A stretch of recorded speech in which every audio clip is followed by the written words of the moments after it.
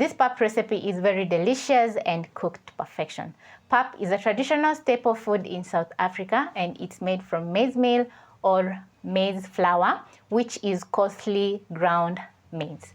I love this recipe because it's easy to prepare and very filling. You'll need around 3 ingredients to make this pap. First of all, you're going to move over to your stove top and place a pot with water over high flame. Then you're going to wait for the water to come to a boil. As my water is coming to a boil, in a glass jar with water, you're going to add in your maize flour.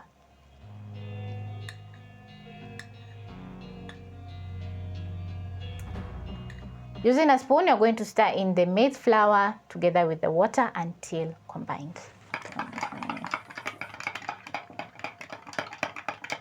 This step is very crucial while making pap because the outcome will depend on how you make the pap. So I can't wait to see how my pap is going to turn out. Once the water comes to a boil, you're going to reduce the flames to low and let the boiling point drop a little bit.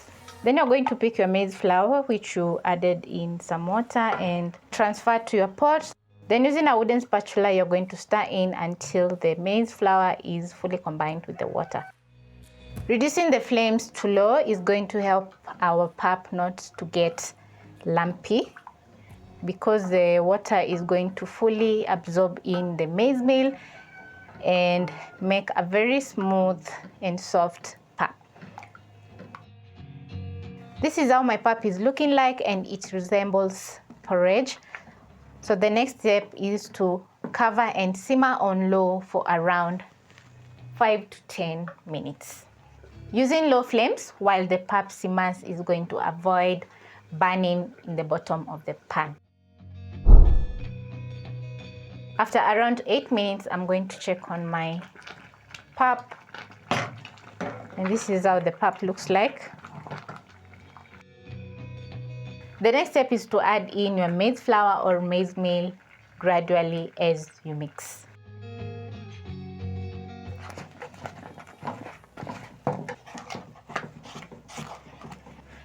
Once everything is fully combined, you're going to simmer your pap over low flames for 5 minutes. There are 3 different ways you can make pap. This is one way, and this is a little bit on the soft side. As the pap is cooking, it's going to get on the firm side, so don't worry. This is how they do it, and actually here in Kenya we call this ugali. After around 5 minutes, you're going to add in a tablespoon of margarine, and also it's going to depend on the amount of pap that you are making. If you're making more, you're going to add in around 2 tablespoons of margarine. Using a spatula, I'm going to stir in my margarine into the pap. Since margarine is usually a little bit salty, it's going to add some very nice saltiness to your pap and also add some extra flavor. My pap is ready. I'm going to be serving to show you how good the pap is looking. I'm going to pick a small bowl and add in some pap.